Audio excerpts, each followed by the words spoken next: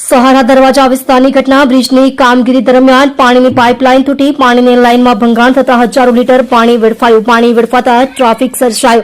Road પર પાણીના નિકાલ માટે 5 પંપ લગાવવામાં આવ્યા. રોડ પર પાણી ભરાતા ટ્રાફિક.